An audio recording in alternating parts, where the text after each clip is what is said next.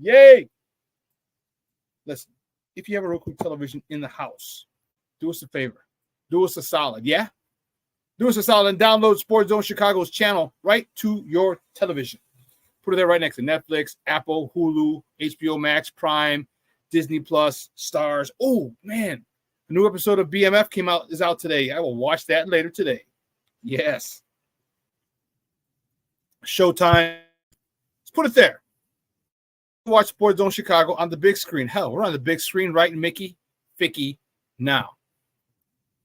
You can also tweet the show. Tweet us at Sports Zone Shy. That's CHI at Sports Zone Shy. Now, if you want to follow me, just me personally online, you want to know what I did? Let me tell you what I did. I made it nice and easy for you, folks. Nice and easy. One handle for Facebook, Twitter, Instagram, Snapchat, and TikTok. All one handle at the Shawn Sierra. If you want to follow my lovely co-host Maya Kai, you can follow her on Facebook and Twitter at the Sports Chica. If you want to follow her on Instagram because you're an IGer and you do it just for the gram, well, just follow her at Maya_Akai. It's MAYA_AKAI. Man, we got a great show, but I need you to get interactive. So whatever platform you're watching this on, whether it's Facebook, whether it's YouTube, our mobile app, leave a question or comment on that platform. It'll come up in the thread, up on the screen.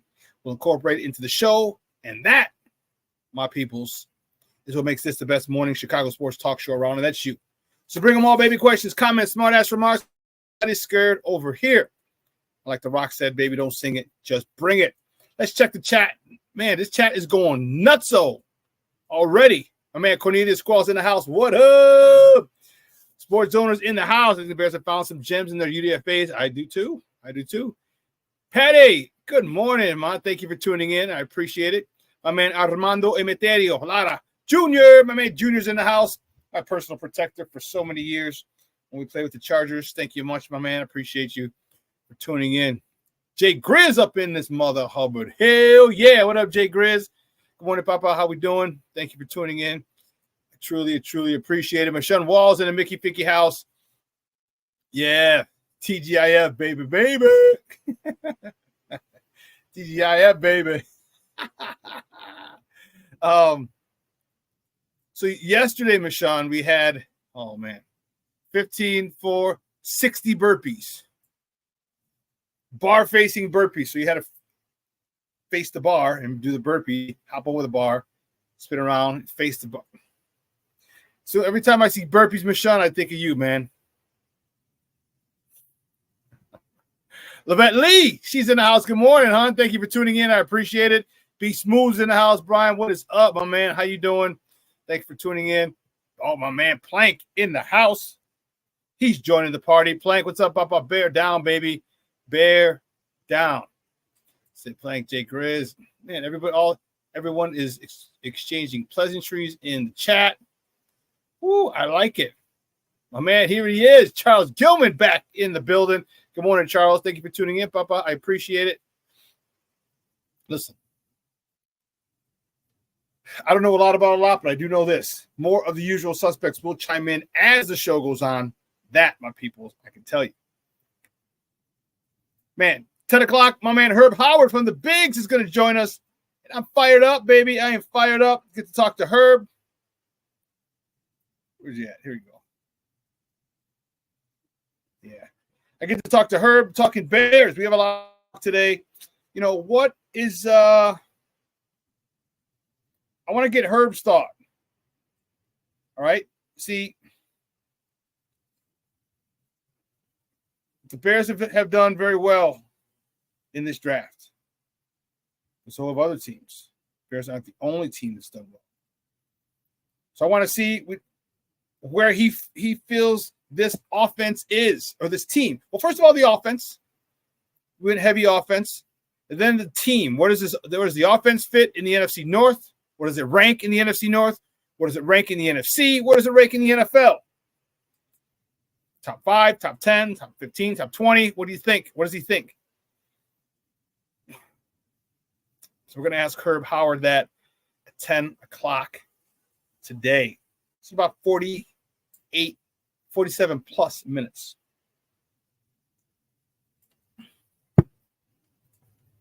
We got some baseball to talk. Man. If you saw that crazy Cub game on Wednesday night, how nutso was that? How crazy was that? Oh, you know what? Yeah, I'll ask my guys.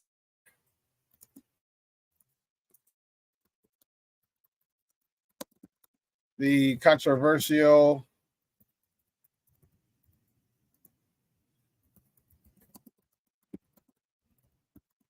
Cubs-Mets game on. So if you saw that, that was nutso. It was like I didn't fully understand it,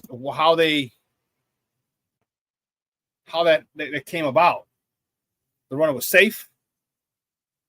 They called blocking, no blocking. It was overturned, but the runner heard, Hector Alonso, I think it was safe. No ifs, ands, or buts. And the Cubs won. The Cubs ended up winning. How the fudge crackers was that? So we're going to talk about that. We're going to talk about my White Sox. Man, after winning 3 in a row, sweeping the Tampa Rays. Yeah, they just they reverted back to the norm. And we know what that is. We know exactly what that is. Oh, man. AC Adam has joined the party. Thank you, Papa. I appreciate it. Thank you for coming in and joining us for a little bit. You know, there was a trade. Somebody called up the radio station today and said the Cubs should call the White Sox for either Michael Kopech or Garrett Crochet as a closer. Garrett Crochet's back in the starting lineup. Kopech has been our closer last year and this year. Hasn't really been that good. Would you make that call? I don't know. It is, you know what? It's such a shame to see all of the stars, all of these guys that the White Sox had hyped up and traded for, had put their Charlotte games, their AAA games on TV, getting all Sox fans excited. All the future's coming. The youngsters are coming. Hey, why don't you watch them? We'll put them on NBC Sports Chicago. Watch the Charlotte Knights game. Because you got Eloy, you got Yo-Yo, you got Lewis, you got Kopech.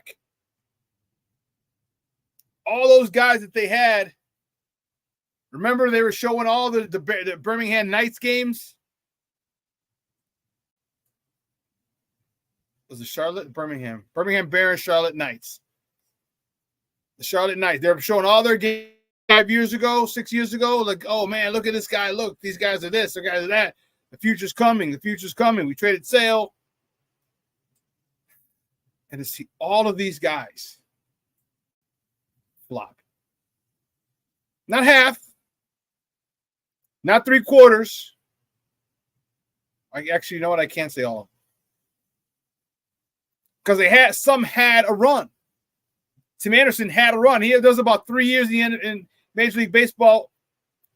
He won the batting title 1 year, and he's in the top 5 like the other 2 or 3 years. That's good. Yomo Gala had 1 year. He was number 3 in batting average. It's good. Luis Robert, Gold Glove winner. It's good. Eloy Jimenez, hurt, going to the bathroom. Not good. But we never got consistent play from them. And we never got consistent play from them all the time or together. Can you imagine had they played together consistently and performed consistently? Levette, blaspheme, young lady. Do not blaspheme. No way, Jose. No way. Mr. Shorty's in the house. What's up, Papa? How are you? Thanks for tuning in.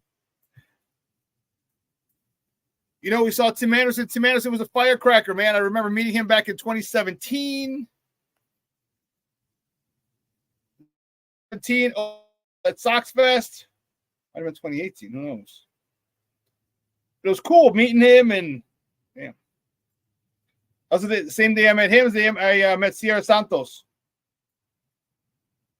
We met at Sox Fest. I was covering Sox Fest, and I got to meet him. I got to meet TA and Sierra. Just dope. She's super, super dope. Here it is. Oh, it's 2018, January 26, 2018. Tim Anderson, and I met Sierra as well. Wow.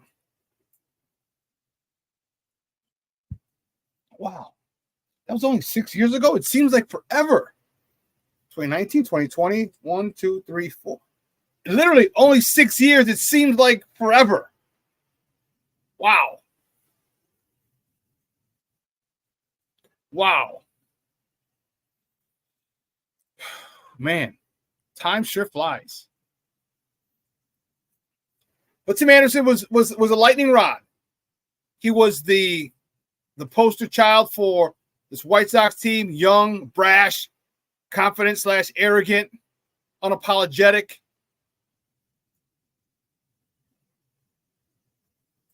Strutting, bat throwing, shit talking.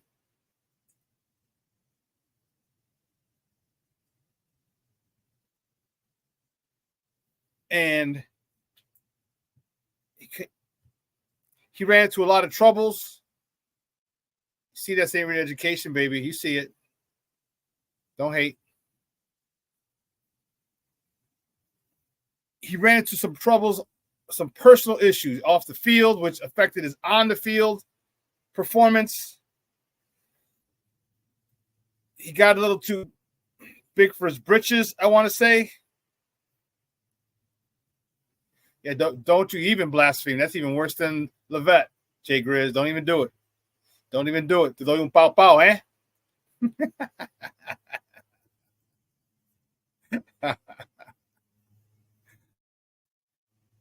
Works better as a coaster. Anyway.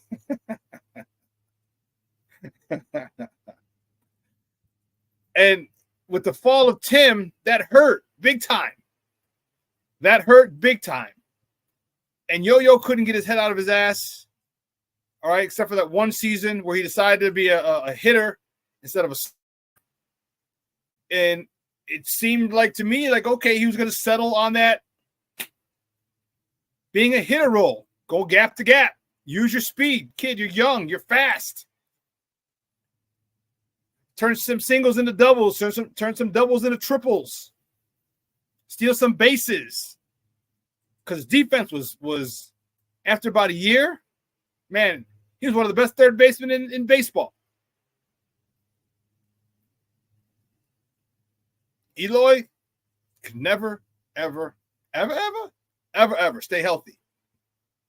And Lou Bob, I feel bad for Louis Robert. I do. He's kind of alone on an island. I know Yo-Yo's there and Eloy's there, but they ain't doing jack. They're not helping him. You know, he was in the MVP conversation last year. And who's pushing him? Like Eloy and Yo-Yo are supposed to be pushing him. Eloy and Yo-Yo, they have more than enough talent to be in the MVP conversation every year. More than enough. Hell, Yoel Moncada was the number one prospect in all of minor league baseball. Number one. It just hasn't been able to get it together. Hasn't been able to get it right. Get your mind right. Get your mentals right.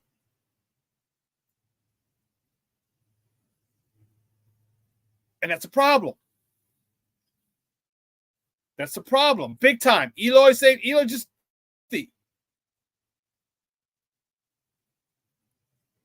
how do you How do all three guys get hurt going to first base? They all got hurt going to first base. What the fudge? Thank God the White Sox finally clipped. No, that was the Bulls. Never mind. Same owner, but never mind. Chip Schaefer got let go, the trainer, but that's with the Bulls.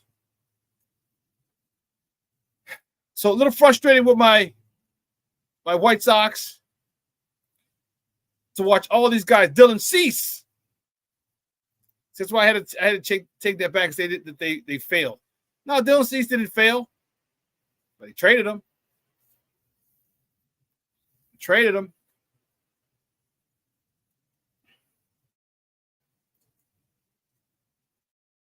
Lopez, Ray Lopez had some value. So see this, what we have now is downright criminal. I still have to go to a couple of Sox games, and I'll tell you what, I will more than likely buy them on the secondary market. I showed you the other day. You got seats down the line, 100 level, down the line, $15. Third row for the field, $15, $20.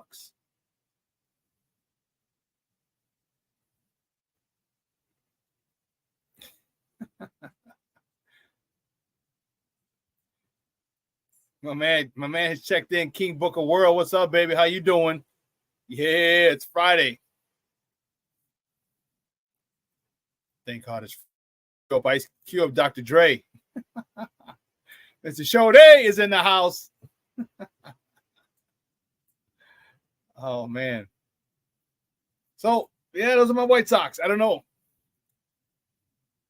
I don't know. But man, we got a lot to talk about today, and I'm fired up. We got some more baseball to talk. We got some Cubs to talk.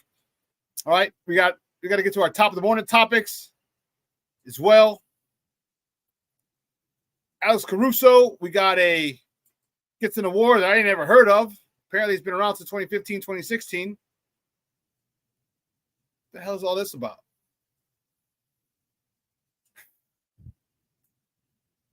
And the Bears. I want to try and find it. Actually, I should have it. When I saw this, like I could save it for House Music Monday. I could. I really could. Well, I might play it today and on House Music Monday. I think I will. But the way that Bear fans are looking at the season starting, the way the Bear fans are acting. Let me correct myself. The way Chicago househead Bear fans are acting going into the 2024 season. If you watch, I'm telling you, if you follow me on Facebook, which you should, go down my timeline and you'll see it. And you will piss your pants. But you'll be like, damn right, that's how we're feeling. Damn right, that's how we're feeling.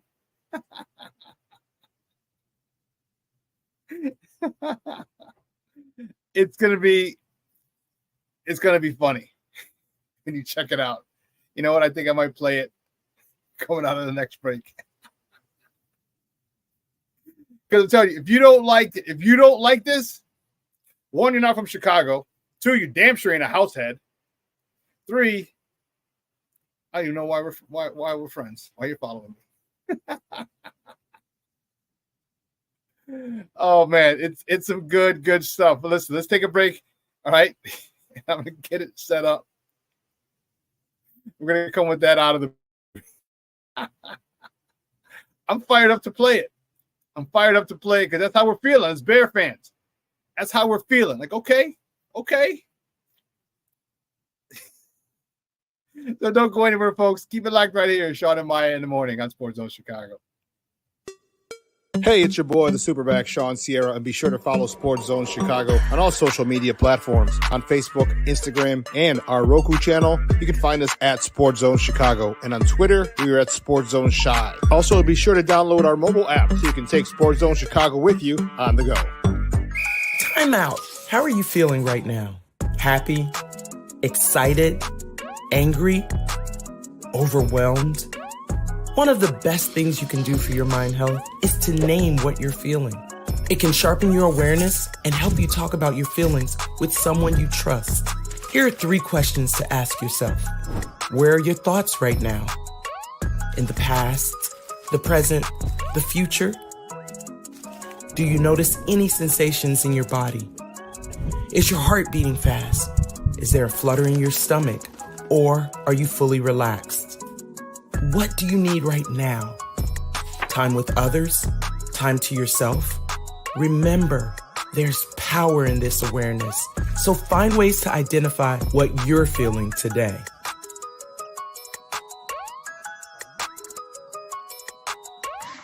Hi, guys. Hey. Hi, Megan. Hey, Jessica.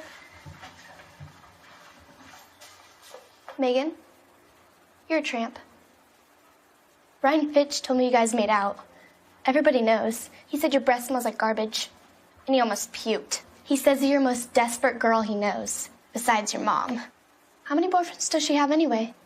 Lots? Your makeup makes you look like a clown. That zit is huge, zit face. Ugly.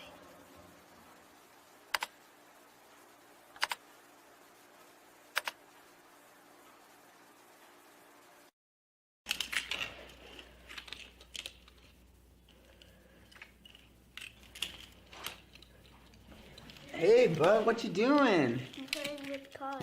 Cars? Can you show me what a car does? Whoa, whoa, whoa, whoa, whoa. Hold on a second. First of all, this is a school zone. So you need to put down your cell phone, stop texting, and let's get to driving. Now you're coming up to a stop sign, right? You need to slow down and stop before you hit that Y line. I want you to look left, right, left. You don't want to get hit by a car going on your left, and to your right to make sure you don't get sideswiped by a guy coming from your right. You're coming, and you see a crosswalk. You better slow your horses down, because the #1 rule of driving is always yield to pedestrians. Now stop, pull over, and you are done driving. Gosh, what do they teach you kids in school nowadays?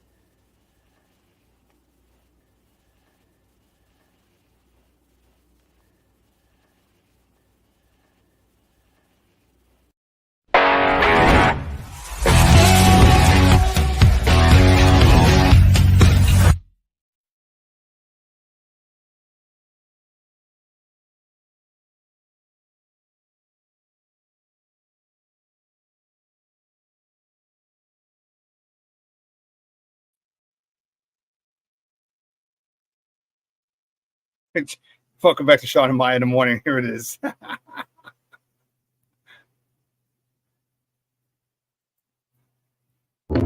it, hit it, hit it, hit it, get it, get it, get it, get it. Ow, ow, ow. Show them, girl, yeah. Boom, boom, bow, bow, boom, boom, boom, boom, boom, boom, boom, bow, bow, bow, bow, bow, bow, boom, boom, bow, bow, bow, bow, boom, boom.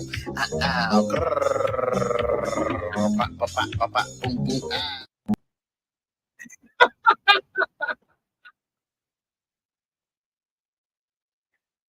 That's how Bear fans. That's how House said Bear fans are feeling going into the season. Welcome back to Shawn and Maya in the morning on Sports Zone Chicago. That was that's for the Bear Down and Beyond page. That's our Friday mood. Look, Kevin Hart. You know what? I want to see it again. Ow, ow, show them, girl, yeah, boom, boom, bow, bow, boom, boom, boom, boom, boom, boom, boom, bow, bow, bow, bow, bow, bow, boom, boom, bow, bow, bow, bow, boom, boom, ow, grrrr, bow, bow, bow, bow, bow, boom, boom, That's how we're feeling, baby. That's how Bears fans are feeling going into the season. That's how we're feeling. Oh my goodness. Man. Let's see who else. Plank, all for it. Shorty, season can't start soon enough. Hardest part is waiting. Tom Petty, yeah, it is. It is. James Ford is checked in. Good morning, Papa. Thank you for tuning in. My man Luis Mejia, he's in the house. Rise and grind, Papa. Thank you for tuning in. Looks like it's like the dancing baby in the late 90s. Chris getting out with it. Hey.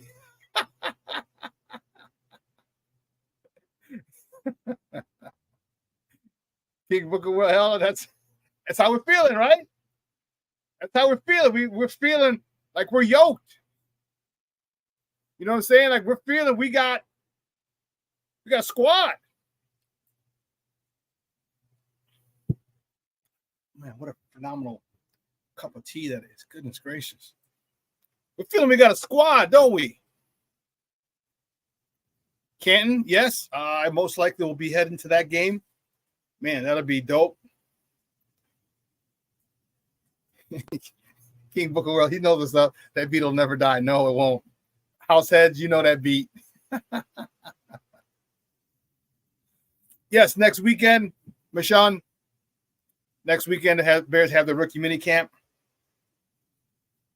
So I'll see if I can get into Hallis Hall.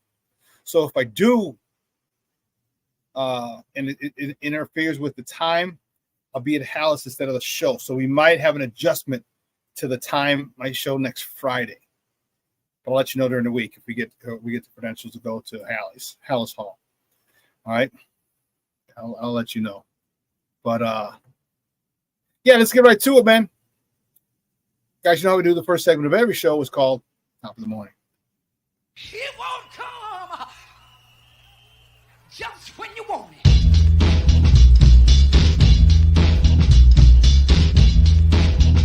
Top of the morning to you.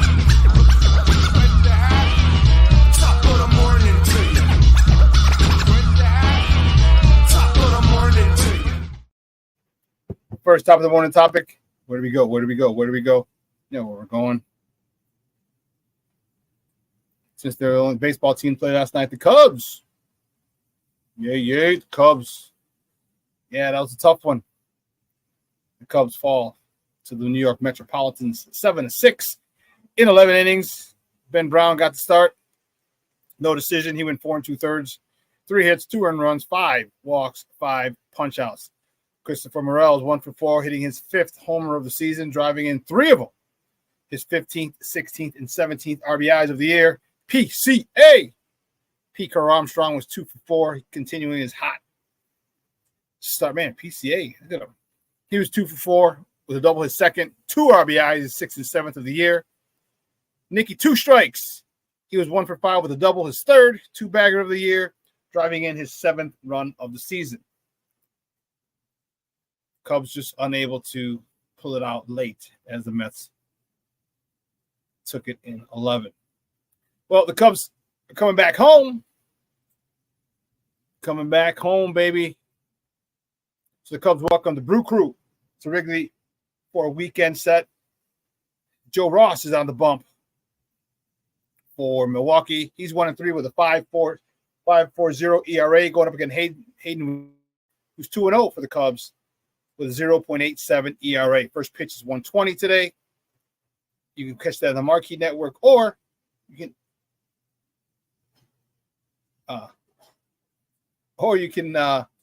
listen to them on their flagship station, 670 AM. Next top of the morning topic is the White Sox, baby. The White Sox traveled on I-55 to the Lou, hanging out with Nelly and the St. Lunatics as they face the Cardinals for a weekend set. Brad Keller is on a bump for the White Sox. He's 0-0 with a 0.00 ERA. Going up against Sonny Gray, who's 3-1 with a 1.16 ERA. First pitch tonight is at 7:15 p.m. You can catch that game on NBC Sports Chicago, or you can listen to it on their flagship station, AM 1000. So I'm just talking about Steve-O. Oh, okay. Yeah, so we're talking about the Cubs. Peep this. Let's just take a look at this real quick. I know you Cub fans I like this. 1-2 coming. And McNeil flies one toward the left field line. Tagging up is Alonso. Half moves over, makes the catch. Here comes Alonso. Here comes the throw. It's cut off front of the plate. He's out! Now the Mets will argue that Amaya blocked the plate. And he did. But if the call is upheld, then the ball game is over. And immediately Carlos Mendoza comes out and says, I want to challenge the call. The ball was cut off and then relayed to the plate. And we'll see whether they rule it that way. Pete's hand came up and didn't touch the plate. Is he really blocking the plate? Amaya did something very interesting. He stood on the plate, almost at the back of the plate. So he let that front of the plate open before he squeezed it off. Now Pete's hand comes up. Did the hand hit the plate? That's going to be the question. Yes, it is. Okay, watch it bounce, and it goes up. And then it'll slap down again. Does the tag go on first? That's so close. It is so close. After review, 2 calls on the field. Blocking is confirmed. There is no blocking. After review, the call of out on the field stands. Runners out. Wow. That could courtesy of SNY. Yeah. His hand came up, and you couldn't see if it came back down on the plate. And if it didn't come back down on the plate, that's a hell of a call by the ump. That's a hell of a call because his hand did come up. Yeah.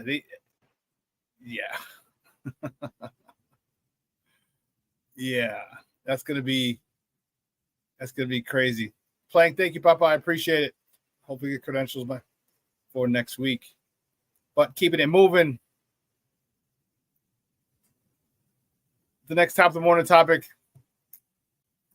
White Sox play-by-play guy, John Schriffen.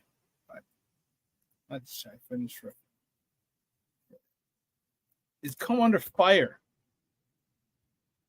All right, for some of his comments recently. The White Sox had a walk-off homer the other day, or a walk-off hit with Benintendi, and he got a little fired up. You know me, my sometimes I always gotta.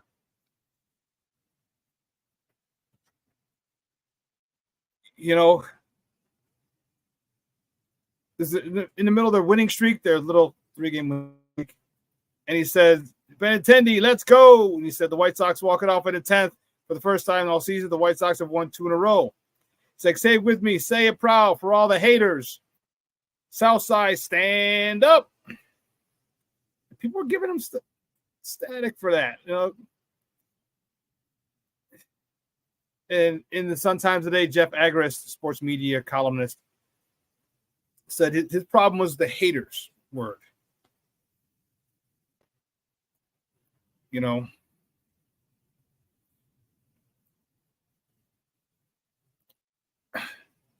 He's a young guy. I don't have an issue with it. I mean, truth be told, there's not a lot of people hating on the White Sox. There's nothing to hate on. You can hate on how bad of a team they are. That's about it. But he's a young guy who just let his emotions get the best of him. That's a popular phrase now in pop culture, is haters. And there's still some hate. I mean, you still got Cub fans like my guy Junior and his son Mondo, and one of my guys still talk shit about us, and that's fine. I don't think it was that big of a deal. But he had another situation. This one I'm not so forgiving. Where in doing your research, you got to find that you got to know. You just got to know. Just even if you think it should sound a certain way because of the way it's spelled, listen to the way he talks.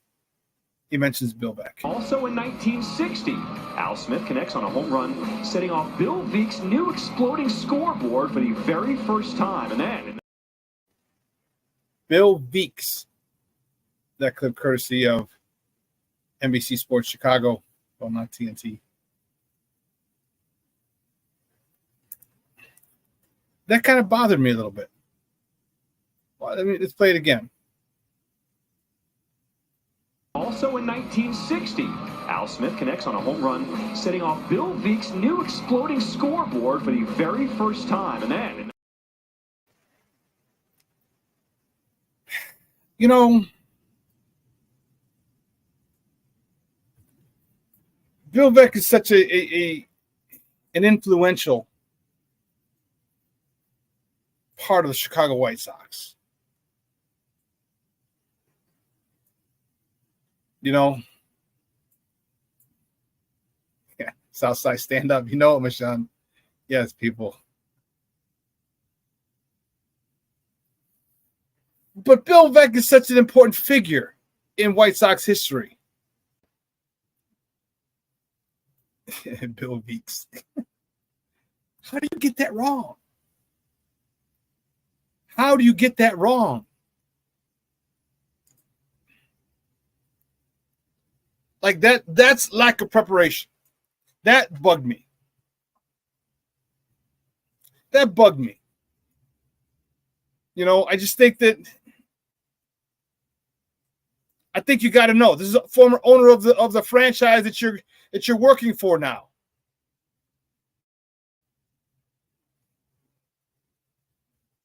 It needs to be pronounced correctly. Maybe it's just me, but I like the guy. He's young. He's full of enthusiasm. Uses a lot of, you know, urban popular or pop culture terms. It's cool. It's fine. Trying to get the younger crowd involved with his, you know, I stand up. You know, but as your job, you got to understand. You got to know. Now, if it's someone that just gave you the name and you came across, or they give you the information right before you go, you come on and pronounce it. Okay, I could see it. But Bill Veeck, I don't know. I just thought it was a little disrespectful. I just thought it was unprofessional to not have the name of the former owner of the White Sox, the franchise that you work for, have it mispronounced. Maybe it's just me. I don't know. Well, what's up, Papa? Good morning. Thanks for tuning in. I appreciate it.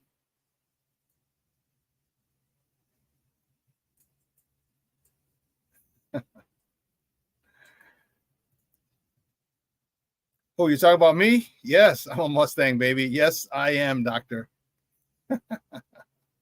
I got plenty of Mount Carmel friends, and I talk shit to them all the time. It's usually short-sighted because they throw in their 37 state championships, and I'm like, well, you guys stink. You have no land. That's funny. Oh, okay.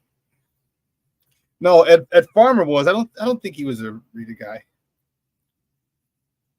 Ed Farmer was Farmio, but yeah, maybe it's just me. But I think you should know the name of one of the former owners. You know what? You knew that's coming on, and just say, "Hey, Steve, is it Bill Veeck? Bill Veeck? How's it pronounced?" And he'll say, "Oh, he would let you know." It just wouldn't have sounded so bad. Noel, what's up? Yeah, Gordon Tech.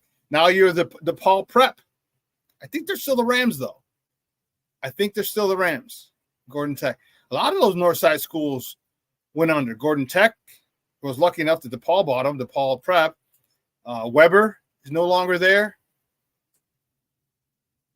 No, Jay Grizz. It didn't close down. DePaul took it over. So now it's DePaul Prep. They actually won a state basketball title with their old. You guys should remember Tommy Kleinschmidt, the stud from Gordon Tech who went to DePaul. Well, he's the head coach now at DePaul Prep, and I believe they won a state title this year in basketball. Yeah, Tommy Kleinschmidt. We had him on the show here. Actually, not on my show. We had him on What's Up, Cuz on the show on Monday, 6 to 8. Yeah, so they won. Like I said, they won the title. But yeah, I just thought it was unprofessional. Like, come on, man, you got to know this shit. You have to. You have to. This is your job. You know, like this is not. Like, this is one of the most important figures in Chicago White Sox. You know, he's the owner. You know, it's former owner, and you don't know how to pronounce his name. I'm like, what's going on? Like, I just don't get it. Like I said, maybe it's me, but I don't think it is. Like, how do you? I don't know. I don't want to beat a dead horse, but I was just annoyed with this whole thing because, again, it's Bill Veeck. You know, you had the Disco Demolition. For those of you who remember that, they went crazy. And what was the radio station? Can't remember the radio station. It wasn't WLS, was it? Where they had the Disco Demolition, and it was nuts. They blew up a whole bunch of disco records, and it was funny because they're like rock and roll guys, and it's interesting to see how they wanted to blow up the disco records. They didn't like disco records. I was like, what? You sit back and think about it, like, wait a minute, you blew up records because you didn't like disco? A little weird. A lot weird. But ni modo. So listen, John, Mr. Schifrin, you got to do a better job, Papa. You have to do a much better job.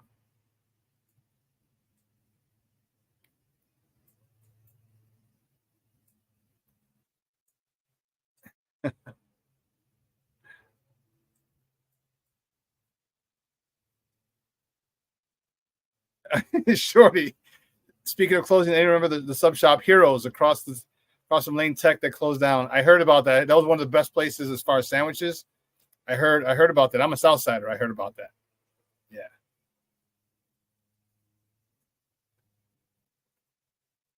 No, it wasn't Kiss. Let's keep it going. Next topic, the morning topic. The Bulls guard Alex Caruso. Baby. Alex Caruso wins the NBA's Hustle Award. Yeah, I don't know. I've never heard of that. I've never heard of it. All right. There is some history to it. Not a lot, but there is some history to it. Well, first of all, he's the second Bull to win the NBA's Hustle Award. I just think of the dude hustle. It's sorry. I just sorry. It just makes me think of that. I don't know. I think it's pretty funny. So he's the second person to win it. This award was introduced. So the second person the first Bull was Thaddeus Young in the 2020 and 2021 season. All right, but it was only introduced in the 2016-2017 season. So it's still very, very new, relatively new. But I've never heard of it.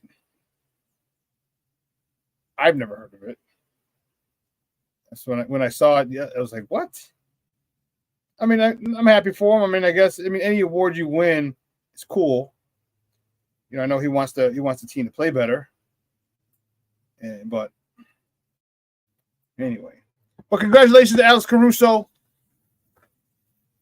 on winning the NBA Hustle Award. And if you're wondering what it entails, well, I'm glad you asked. This is from Joe Cowley in the Sun-Times today. He said the Hustle Award recognizes players who help their team win on both ends of the floor on the basis of statistics that aren't always seen in the traditional box score, including deflections, loose balls recovered, charges drawn, screen assists, contested shots, and box outs.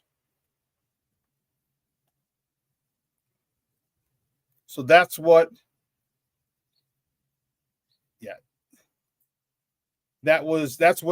consists of that's the criteria for the Hustle Awards. Oh, there goes the warden going to her CrossFit class. So again, congratulations. I thought it's anytime you win an award, you get acknowledgement from your team.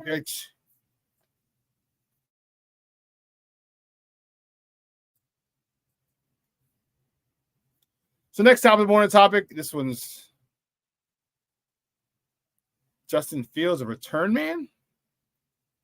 What? Is this what we're going to see, Justin Fields? Yeah. On the Not Just Football podcast, the one is hosted by Cam Hayward, Ironhead Hayward's son. Running back Jaylen Warren said special teams coordinator Danny Smith on the Steelers showed an interest in putting Justin Fields deep for kickoffs. Warren said, quote, our special teams coordinator was talking about Justin being back there.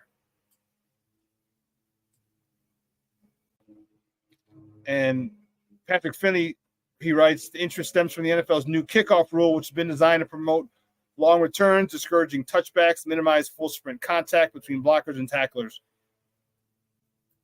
So if you don't remember unfamiliar with how the new kickoff rule is going to be, it's this. All right, the format's kicker boosts the ball from his 35. Okay, other 10 men will line up across field on the opponent's 40-yard line. All right, 9 members of the return team will stand 5 and 10 yards away in the setup zone, so you're really close. Okay, and the returner will stand behind them. And the defense, the coverage team, the kickoff coverage team can't go until the guy catches the ball. So I don't think it's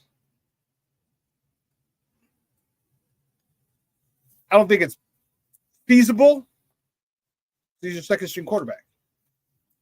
He's your backup quarterback. But people are talking about it. People are saying, well, you know, it might this, it might that. Yeah, I don't think so. I don't think so.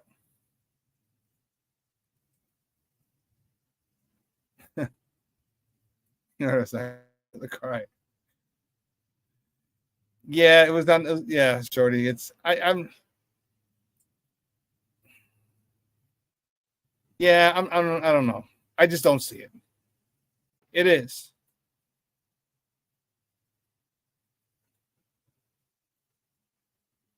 Maybe the Steelers use him as a last second trick play type of situation, like Titans, Buffalo, Whitejack, the Music City Miracle. That's what it was.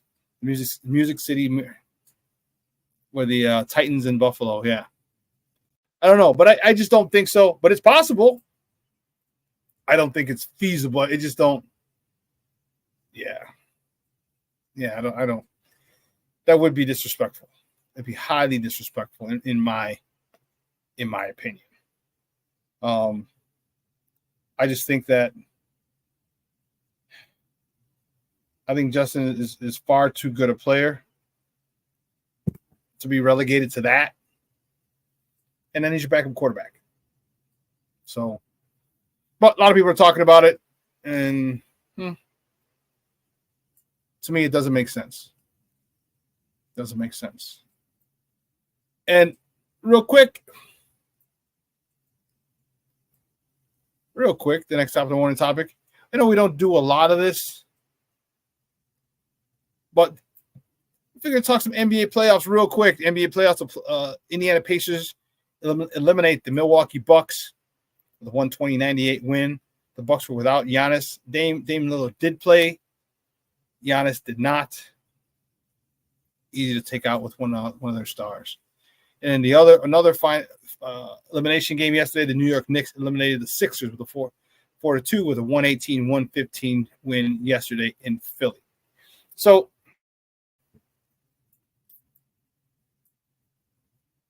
I don't know about you guys. I'm not really following a lot of NBA playoffs. It's not drawing me to. I don't know why. I can't. I don't know. Is it just me? I'm not feeling the NBA like that. Maybe it's because our Bulls suck. I don't know. Listen, we'll go last top of the morning topic before we break out for my guy Herb. The 150th running of the Kentucky Derby will be held tomorrow at Churchill Downs in the Ville in Louisville. Post time is set for 5:57 Central. it'll be on NBC. 150 years. 150 years. Eddie Olczyk was on the radio talking this morning, said it was raining down there. It's supposed to dry up. It's obviously gonna have an effect on the track. You know, for all my Seinfeld fans, his mutter's a mutter. I hear you. I can watch some. I'm not that hardcore, Jay Grizz, but it's got to be like nothing on. Like yesterday would have been a perfect day to watch. Well, I didn't. Oh, I was reading. I got this project that I'm working on, so I was reading. So that's why I didn't catch the. That's why. But yeah, it's tough. I can watch games, but I'm not. I'd rather read, especially with some stuff that I'm working on. I kind of needed to read. Yeah, Richard, you're right. The most compelling basketball are the WNBA. Actually, are they playing? I thought. Yeah. So tonight, how dare me? It's not on TV. It's not on radio. But the Sky are at the Minnesota Lynx tonight. Preseason game. Can't watch it anywhere. I don't know. Anyway, listen, we got to take a quick break. And on the other side of the break, we're going to welcome my man Herb Howard from the Bigs. He's going to join us. We're going to talk Bears football. A lot of questions to ask Herb. A lot. All right? So don't go anywhere, folks. Keep it locked right here. Shawn and Maya in the morning on Sports Zone Chicago. Hey, it's your boy, the SuperBack, Shawn Sierra, and be sure to follow Sports Zone Chicago on all social media platforms on Facebook, Instagram, and our Roku channel. You can find us at Sports Zone Chicago, and on Twitter, we are at Sports Zone Shy. Also, be sure to download our mobile app so you can take Sports Zone Chicago with you on the go.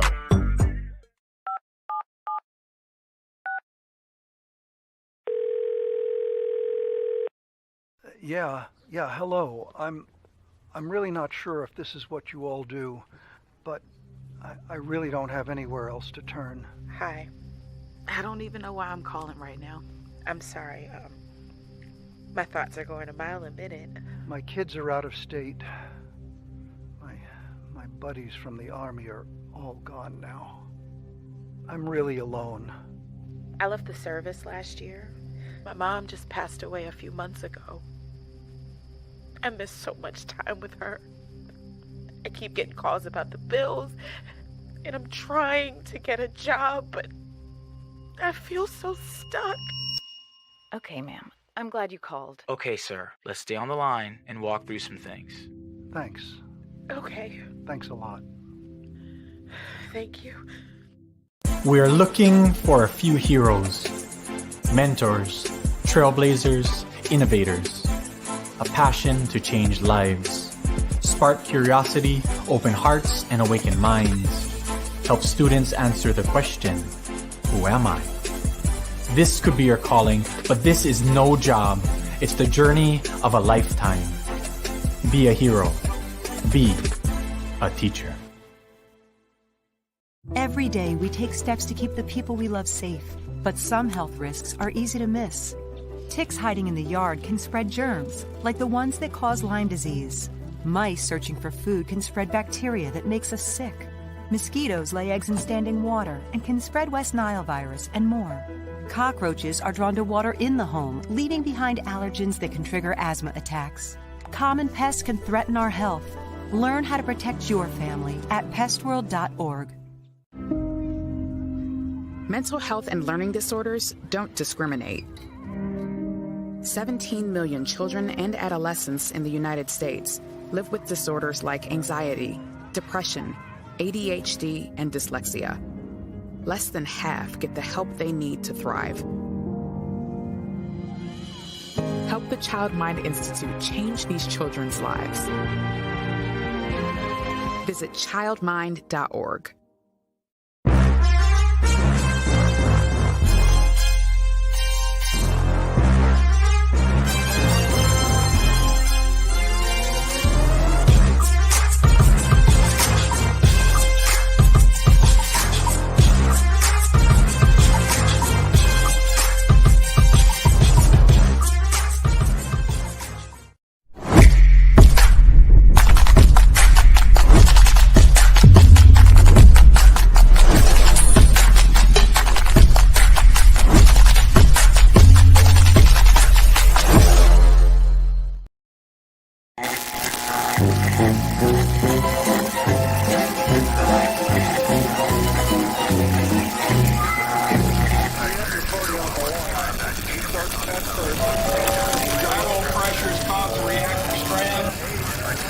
Guess Wi-Fi.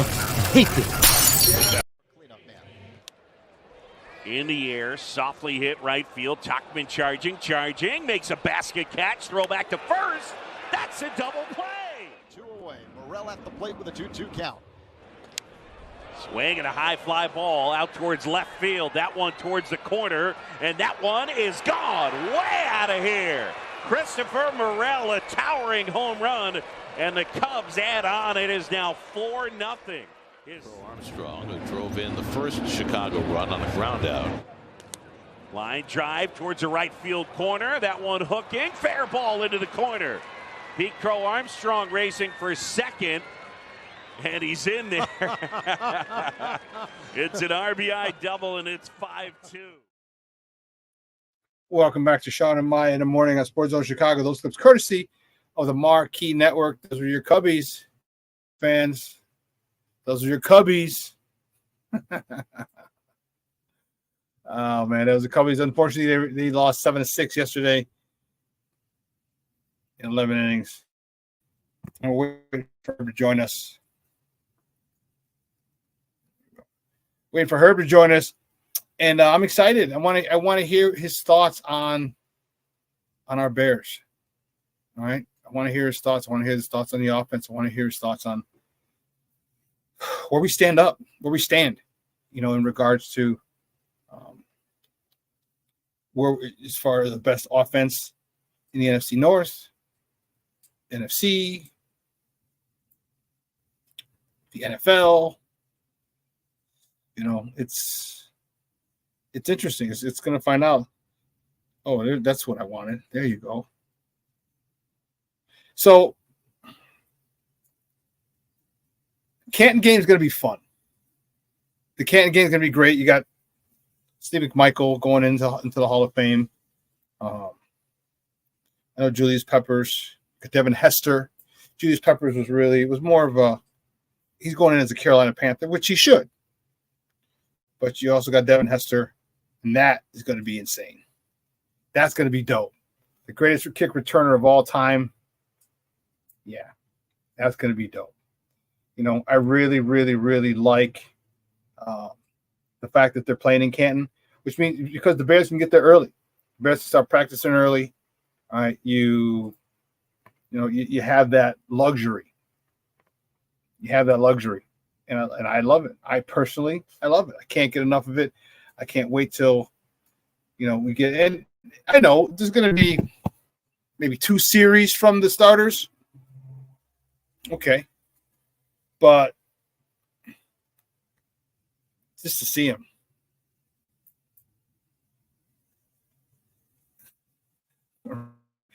Cubs reboot, the Sox boot Hill.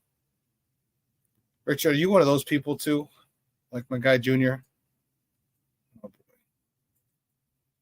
Oh boy.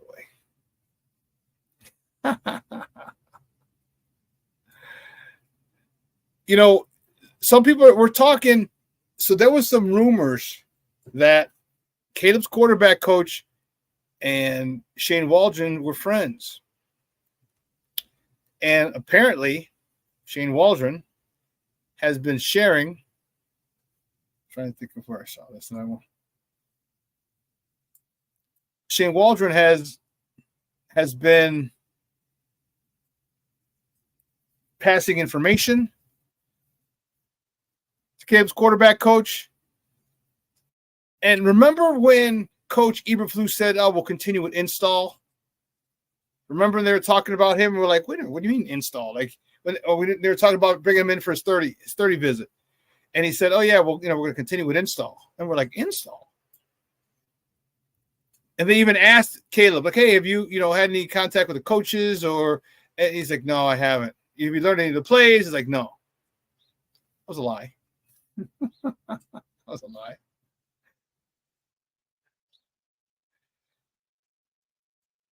So obviously, and I think that's the reason. That's the reason that Caleb was out there working with DJ Moore, Keenan Allen, and Rome Odunze.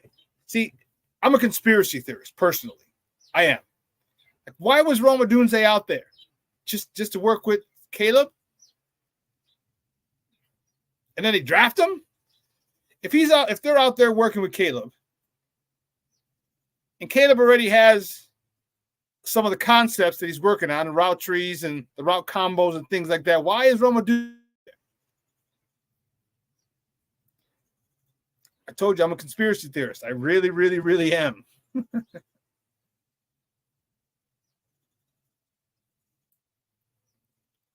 Now, Greg Gabriel said it's illegal for them to give him the playbook before he was drafted. Can they get fined? Yes, they can. However,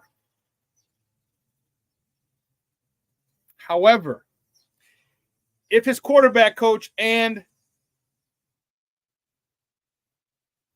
Shane Waldron saying, hey, listen, this is the stuff we're going to run.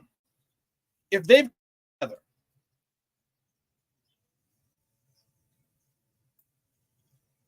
and the quarterback coach says, hey, here's some of the things that they're probably going to run. I know Shane Waldron. I know, I've coached with him. These are some of the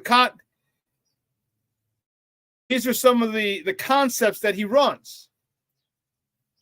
Let's work on these because I can guarantee you this is what he's going to implement.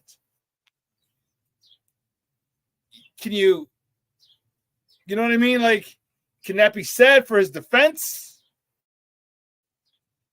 Bellissimo, thank you for checking in from. No, Papa. Herb's running a little late. He said he'll be right on. So yes, technically it is illegal, but there's probably a way you can work around it. Like, hey, I just said, because you could always say, hey, I've studied film. I watched his concepts. I watched the route tree. I watched the all-22. I understand his route concepts. All right. Post, corner, across, go route. I've seen them. So I don't know, but it is illegal. So we'll see. See if they get away with it. Well, the man of the hour has arrived. That's the man, 50 grand right here. Man, you know him. He's a good friend of the program. He's been on here plenty of times. He covers the Bears for the Bigs. You can find him on Twitter at Herb Howard 411. Guys, it's welcome back to Shawn and Maya. My man's in them. Herb Howard. Herb, what's up, Papa? How are you? I'm scrambling, man. My computer failed me this morning, so I ultimately was like, let me just throw this on my phone right quick. My bad for being late, brother. How you doing? All right, bro. That's cool. I get it. I know if you were late, something happened because you're never late for stuff. So I'm like, all right, something had to happen because that's unlike that's not Herb. It's just my ignorance with technology. Every time something go wrong on my computer, I gotta go through a million things to figure out what it was. Hey, I don't know, brother. How you doing this morning, man? You know what? I'm good, man. I had a great workout this morning. Excited for Cinco de Mayo this Sunday. I got to go buy me a Mexican hat. My cousin's guy got a store on Archer, so I'm gonna go get one. I'm gonna get a black hat. I got a St. Rita shirt with a Mexican flag in the middle, so I'm ready to sing some tequila, get some margaritas. Yes, sir. Sunday, baby. I'm ready to roll, and it's a day party, so it starts at 12 to 6. Got to be a day party. We too old for any other kind of party. You're damn right I am. we don't do that no more. You know what I mean? 12 to 6. Get some day drinking, get to the crib. Knock out. I wake up at like 3 o'clock in the morning, be like, whoa, okay, I'm good. All right, let me go back to bed. That's what I'm talking about. So, man, I'm good, man. I'm really good. I'm excited. Excited about this upcoming season, bro. I mean, you and I will see each other plenty of times in the box and stuff, but talk to me. Talk to me. Now that all the other stuff is gone and Justin's not here, and because you and I were both big advocates of Justin staying and them going that route, how excited are you? Mm-hmm. Caleb, quarterback, Roma Dunze, the second first-round pick, DJ Moore, Keenan Allen, and Shane Cole Kmet. I always forget the tight end they just signed from Joe Everett. Everett. I don't know why. Everett. Yeah. And Shane Waldron. How excited are you to see this offense in action? DeAndre Swift too now, SuperBack. That's right. That's it. No, it's exciting, man. It's exciting. It has the potential to be as explosive of an offense as the Bears have ever had. I mean, people have been talking about, going back to the A's. I feel like a lot of people are skipping over that short run that they had with Brandon Marshall and Alshon Jeffrey, Martellus Bennett, and Matt Forte. Like that was a pretty impressive offensive group. But this group realized everyone on that offense, except for one person, had gone to or was going to go to a Pro Bowl. That's how crazy the offense was. Yeah. So that was a talented unit, but this unit has the potential to be even better. I mean, they've got weapons all over the place, especially if Rome Odunze is who we hope he is, because you're talking about him having the potential to be a number 1 receiver in this league, and all you're asking him to do is be your number 3. So he's going to get on your third best corner, or he'll be on your slot corner, or you may be able to scheme him up on a strong safety or something like that. So, I mean, this offense has the potential to be really, really explosive and give the Bears a chance to win shootouts, which is not really something the Bears have ever wanted to do. Now, I still don't think you want to do that, but to have the ability to do it is something that hasn't happened around here. Obviously, it's going to be all dependent upon, Caleb Williams reaching his potential and how quickly he's able to do that. And I think he's ready for the moment. He seems very, very confident in himself. He's prepared for it his whole life. And so I'm very, very excited about, what they have done so far in this offseason. I look forward to how this team kind of comes together throughout the summer. Yeah, I am too. And I was just talking before you came on, because I'm a conspiracy theorist, bro. I think everything's set up.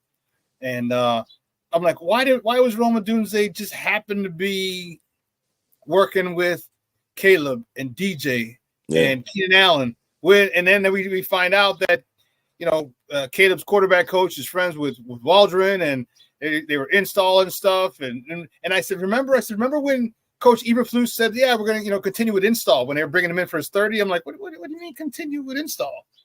Yeah. I'm like, I was like, aha. Yeah. But I digress. I digress. I don't want to go down that rabbit hole. I'll have the men in black knocking on my door in a second. Flashy thing you. What's my name? Talk to me about Rome Odunze in particular. Mm-hmm. This is a young man who seems humble, all right? Seems willing to learn from DJ, from Keenan. How good of a rookie year do you think he can have? Because there's no way on God's green earth you can ever double team him this year. There's none. None. Because if you're a defensive coordinator and you double team Rome Odunze, a rookie, that's malpractice. So how good of a season do you think he can have? Because you talked about he's going to be on a nickel corner, a backup corner. If someone, God forbid, on another team, someone gets hurt, or a safety who's probably not as fast. Right. How good of a season do you think he can have? Because the weight of this franchise is not on his shoulders at all. No, I think he have a really, really good season. But the thing is, I want to put that in the proper context, because I don't think you need this huge statistical season from him. I think you need him to take advantage of the opportunities when they come, and I think he will. Right. And so I mean, how many balls are there, Shawn? You know what I mean? Like DJ still gonna catch 80, 90 balls. Keenan gonna catch, 70, 75 balls. Cole's gonna catch 40 to 50. So you're asking Rome, DeAndre Swift's gonna catch his about 30, 40 out the backfield. So it's like, listen, I don't even know how many balls there are left for him to catch. Maybe 30, 40, right? And that doesn't sound like a lot, but it could be key plays. It could be, good ways for them to set him up and scheme him open. And so it's not about the numbers, really. It's just about the plays that he's going to be able to make. And I think he's going to be able to make a lot of plays because he's going to be in favorable matchups. Keenan Allen plays in the slot a lot too. So I don't even know he's going to get their number one nickel. He may end up on the second corner, or you may be able to move him across the formation, and you get this defense kind of moving their eyes. And now he's schemed up on a strong safety or catch him on an outside line. It's a nightmare to just figure out as a DC. So I don't think he gets I don't think he has like a prolific season in terms of stats, but I think he makes big plays for this team. I think he has a really, really good rookie year, and then puts Ryan Poles in a position to say, okay, well, do I need to re-sign Keenan or not? Right? And I think he's going to want to figure that out by week 8, week 10, sometime before then, figure out what I'm going to do with Keenan Allen going forward. And I think a lot of that will be dependent upon what they've seen so far from Rome. I hope so. It's going to be, I'm thinking anywhere between 5 and 7. Yeah. Be good for him. Yeah. Because so this. What does Shane Waldron do? Because you got a rookie quarterback, all right? You got 3 stud receivers, stud tight end, 2 stud tight ends. You got guys who come out of the backfield, but are you ready to put him into throwing the ball 30 times, 40 times a game? Are you ready to have him do that? Are you ready to have him do that, or do you still want to kind of take it slow, run the ball, play position defense? How do you judge what to do? Because like you said, there's only one football. Are we going to turn it into the run and shoot again, or what? How do you think Shane Waldron is going to attack this? Very, very interested to see how he goes about it. I hope he does not do some of the things I've been hearing people say. Like, hey, let Caleb throw it 45, 50 times a game. Why would you do that? It doesn't make any sense. I don't care how many receivers you have. It doesn't make sense. It's nice to be able to win a shootout. You don't need to pick the shootout, though. You don't need to start the shootout. You still got the ability to run the ball. You got good running backs back there. That's still an impressive room. People always skip over Khalil Herbert like he hasn't been productive, but that's still an impressive room. So you should still be able to run the ball. They can't stack the box on you because you have such elite talent on the outside. So you're going to have, 7-man boxes frequently. Do not come out here just trying to throw the ball all over the yard for no reason, right? You want to put him in position where he can do those things, but you still want to get him some play action. You want to give him some boots, and you got to be able to run the ball to do those types of things. And so I say still start with a solid foundation of being able to run the football. And then when you want to throw it, you can, but you don't need to come out here 1st and 10 throwing the ball, not even 3rd and long, obvious passing situations with an offensive line that's still trying to figure itself out, and still a rookie quarterback. I don't give a damn how good he is, right? He still got to see some things at this level. And so I don't say come out here and throw the ball like that. Now, if you get into a game and that's what's called for, fine. Hopefully he's able to do that. Hopefully you have the talent to be able to do that. I think they do. But I would never make that my game plan going into it and say, hey, we finna throw this thing all over the yard. No, don't do that. Don't put him in that position. Don't have him turning the ball over. Don't have him taking, unnecessary hits. If it gets to the point where you have to do that, that's fine. They should be able to. But that would not be my first choice in terms of a game plan. Yeah. Guys, we're joined by Herb Howard, who covers the Bears for the Bigs Media, talking Bears football here on Shawn and Maya in the morning on Sports Zone Chicago. I'm right there with you, man. Yeah. And I had his high school coach, one of my good friends. We went to college together, and I had him on, and I said, how do you feel, or how would Caleb feel if he's not asked to throw the ball? I'm like, you're gonna try and insulate this quarterback. You're gonna try to get him acclimated to the speed. You're gonna keep it short. Here's some slants. Here's some hitches. Here's some curls. Here's some 5-yard outs. Here's some crossing routes. Is he okay throwing those short routes and not throwing deep routes and not throwing 50 times a game? And my man said, he goes, we had Caleb throw the ball 40 times in high school, and we've also had him throw less than 15. He said, and that's all he wants to do is win, and he's comfortable with either one. And then I heard Caleb say, I forgot who the interviewer was. He said, I'm not here to wow you. I'm here to win. Yep. And I said, okay, good. I like that attitude, because if again, he's competitive. He's talented. He's going to want to throw the ball downfield. He's going to have shots downfield. He's not just going to all this little, short to intermediate stuff. They're going to take shots. But if they continue to make sure that he's tight and his short to intermediate game is flawless, that's only going to really frustrate defensive coordinators, because now are you going to stop because now it's a double move, or you're running the ball, or is he going to scramble? I hope that Shane Waldron, and I feel he's smart enough, but I hope he does that and says, we are still going to run the ball. We're still going to protect you. We're going to play field position. We got a crazy-ass defense. We got a crazy-ass punter, all right, who can pin people in there. Like, you got to hold your horses, and that's the one thing I say. I just hope Caleb can, relax. I can say maybe week 13, 14, 15, you start, maybe they open it up because he's gotten to that point, but nothing before then. And just keep him insulated with the run game and with that defense. And I think that'll be the most important thing for this offense, for them to flourish at the end of the year and as the seasons come on. Yeah, I think like, listen, he's gonna pull the trigger when it's there. Like, I don't think he's gonna be gunshot. So that's that's fine. Like the shots will come. But you don't have to try to do it, though. You don't have to try and make sure he's, forcing the ball down the football field. You want to be able to get in those situations where he is automatic on the intermediate throws, because that is how you matriculate the ball down the field, boys. Like, that's what you want to do. And so, ultimately, when the shots come, he'll take them.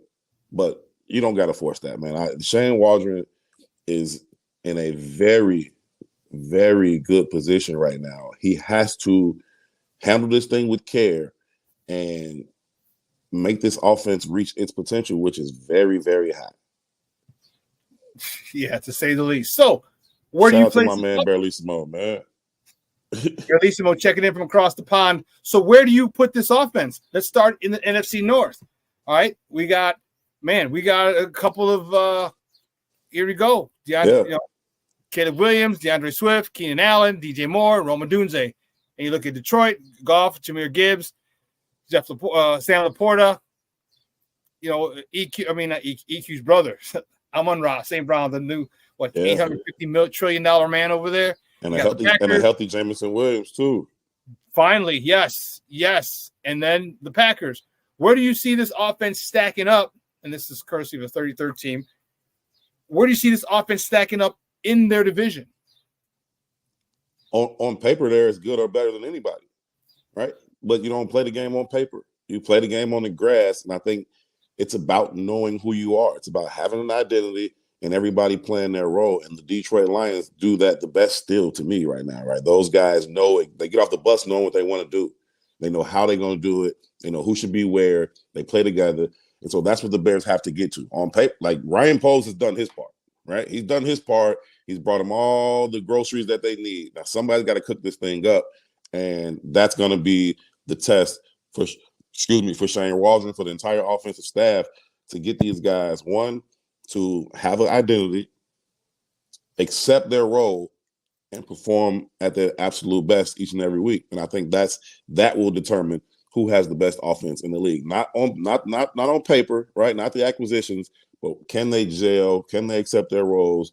Can they perform to their full potential every single Sunday? But on paper, that offense is as good as anybody else has. It didn't even have Cole Kmet up there. You know what I mean? Like you don't even have enough space to talk about all the weapons that this team has. And so on paper, they've got the ability to be better than any offense in the division, as good as any offense in the league. I mean, that was my next question. What about the NFC? What about the conference? And then what about the league? They've got a chance to be as good as anybody in the league. Anybody in the league. If Rome is like that, you got a problem. Keenan Allen's a Hall of Famer. DJ Moore is going to continue to be a perennial Pro Bowler, and he may be on a Hall of Fame trajectory if he keeps up his act. Yeah, and he's only 26. Yeah, if Rome is a true number one receiver, I don't know what you do with that offense. I don't know. Like, you talking about keeping DCs up at night. That's going to keep DCs up at night. I don't have enough defenders to deal with this, right? And then they're going to try to figure out, okay, can I confuse the rookie quarterback? Can I show them things he haven't seen? Can I bring some exotic pressures? Can I beat this offensive line? I can't have him sit back there for 5-6 seconds. He's going to find somebody because these dudes are too good and he's too good. So how do I disguise coverages? How do I disguise pressures? How do I bring different packages that he hasn't seen? That gives the DC the only chance that I can imagine for slowing down this offense to kind of, trick the kid a couple times here or there and take advantage of some missed throws or some turnovers, some bad decisions. Because that offense is listen, man, they got 3 receivers. They got a top 10 tight end. They got a dynamic running back. I don't know where to start as a defensive coordinator with this offense if everybody meets their full potential, accepts their role in this team, and they all kind of gel together. I looked at it from a defensive coordinator position. Yeah. In my mind, because I was a DC for so long. And I was like, what the fuck, man? I literally have to stay honest every play. And if someone say Keenan Allen gets hot, say Rome gets hot, do I dare double team him? And can you roll coverage that way? Like, yeah. Do I shade a guy over there? I'm like, because as an offense, you're like, you're excited when someone gets hot. It's like, okay, guess what? As soon as they even think about it, of course, boom, I'm going to DJ. Boom, I'm going to Cole Kmet. Boom, I'm going to Dunze. I thought about it through my defensive coordinator mindset. I'm like, damn. One of those guys get, 80, 90 yards in the first half. You start to roll that coverage a little bit. The other dude going to give you 80, 90 in the second half. Like, it is a humongous problem. And, bringing in a punter who should be dynamic, should be a weapon, should be a game changer, a field flipper. We are here, man. I know. Next question, dog. Because that's football, right? I mean, that's football. That's how you think the game, right? And so, I'm not expecting a whole lot of 3 and outs from this offense. But whenever if they're going to get the ball, let's just say at the 25, they pick up a first down or 2. Now, they near 40, 45-yard line. And they punt it from there, he's going to pin you inside the 10. And now you kind of conservative, and this defense is coming on the field, and they amped up, and they mess around, get their hands on the ball, give it back to Caleb and them in the 30. It's just a problem. It is plus side of the 50. Now you're asking Caleb to go 47 yards for a touchdown as opposed to 65, 70. It's a real problem. They have a full team that is going to be tough to beat on any given Sunday or Monday or Thursday. Or they're going to play a lot of primetime games. So I don't know what day they're going to be playing, but it's a very, very good thing. Ryan Poles has done a very good job. I don't think they are legitimate Super Bowl contenders this year. I think that window opens next year, but I won't put a ceiling on them and say they can't. I will put a floor on them and say that they better go to the playoffs. That's mandatory. That's minimum. But yeah, man, it's an exciting time. I like what Ryan Poles has done. I was on the record the entire time that I was, pro Justin, built around Justin. I still think that would have been a preferable route for me. I'm not coming off that I said what I said, right? Yeah. But that doesn't mean I have a problem with what he's done, though, right? That's the thing about Twitter, and people can't understand the nuance, and people can't have a mature conversation. If you pro one thing, you got to be anti the other. Yeah. Some guy was telling me you like Caleb's post. You're a liar. Like, dude, get a life. Yeah. Somebody was telling me I was talking so much stuff about Caleb Williams, and I was like, if you can find one word of me saying anything bad about Caleb on the radio, on the TV, on Twitter, anywhere, find me say one bad word about that kid, right? Then show it to me. It never happened. So I was never anti-Caleb Williams. I was always pro Justin. And, I was still very intrigued by the haul, by Marvin Harrison Jr., by the additional first-round pick next year. All of that still was woo, hard for me to walk away from. Wasn't my decision to make. Ryan Poles earned the right to make that decision. He made the decision, and it's looking good. It's still what he's done still looks really, really good. It's enticing, and I can't wait to see how it comes together, man, for real. Yeah, and I agree with you. I had tons of trolls coming at me, and I'm like, I still think that I still think that's the best course of action. I didn't get the chance to make that decision. I was like, plus, I'm right. You don't know anything. I was like, this decision, you're on one side, I'm on the other.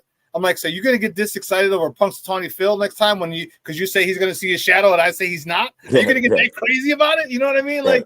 It's just beyond our control. It's not like we did anything to affect that outcome. I thought this way. I still feel this way is better, but it doesn't, because I think one way is better doesn't mean that this way doesn't work. Right. And most people don't get it. Just because I felt Justin would have been the better quarterback to lead the squad, doesn't mean Caleb can't be good. Doesn't mean Caleb can't be great.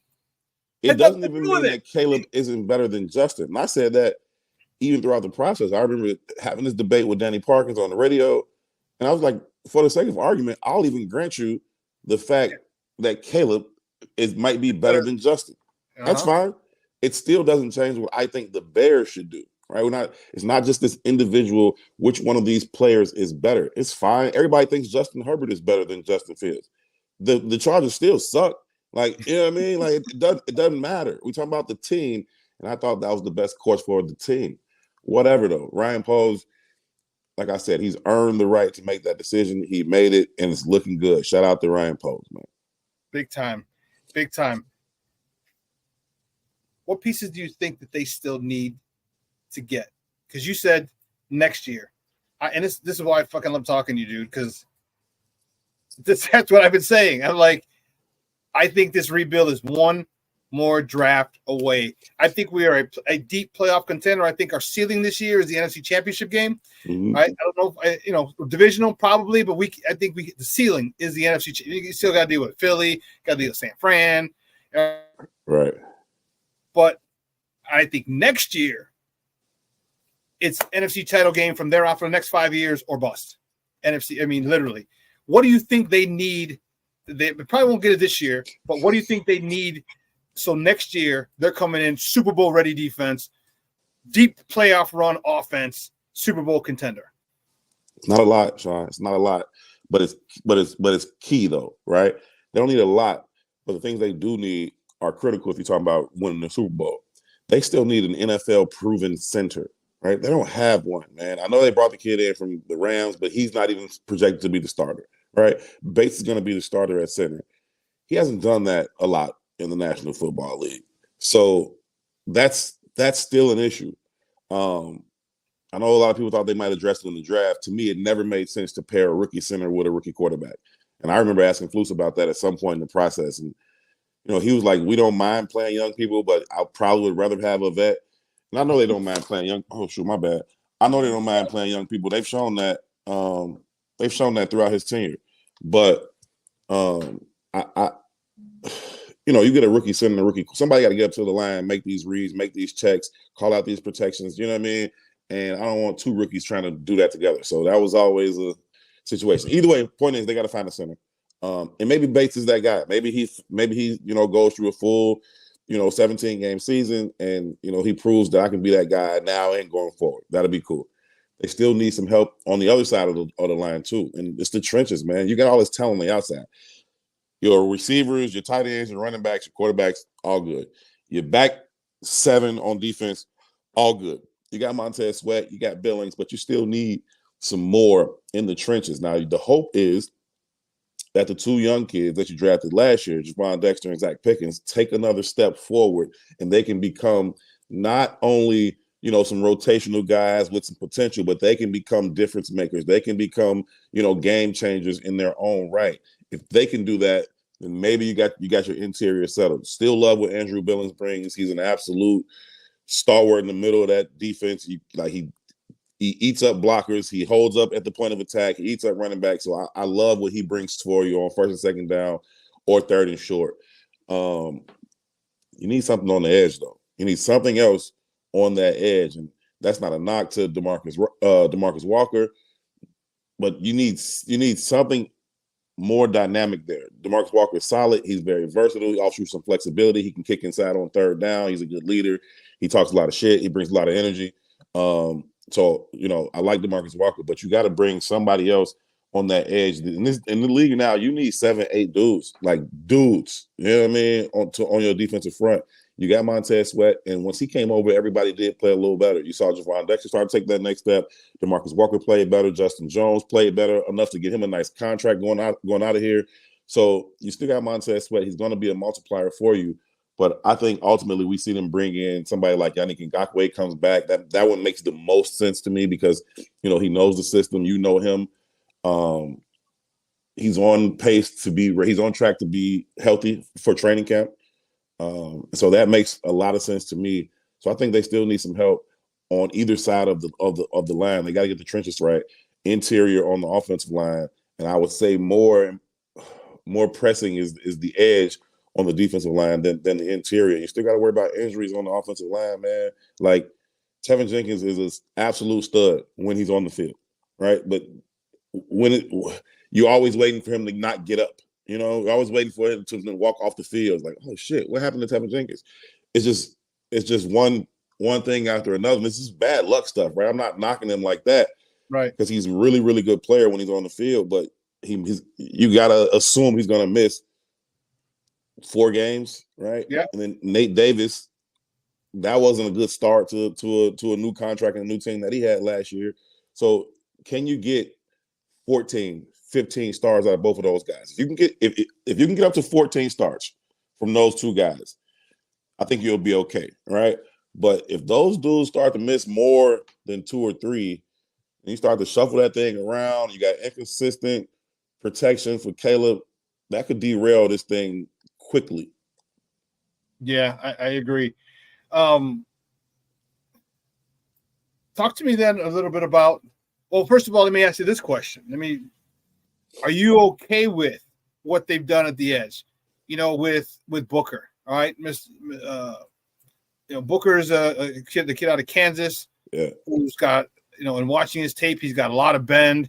He's got a good explosion. He's got that dip where, man, he literally disappears on you, like, zip.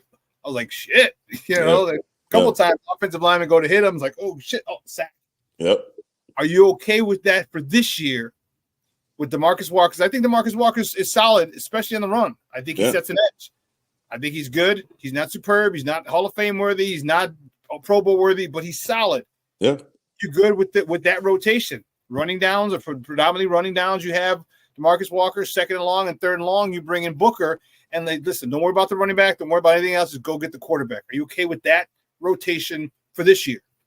No, I don't think it's enough. I still think you got to bring in another guy on that edge. And like I said, Yannick would be the easiest thing to do. Is probably come in between $5 and $7 million.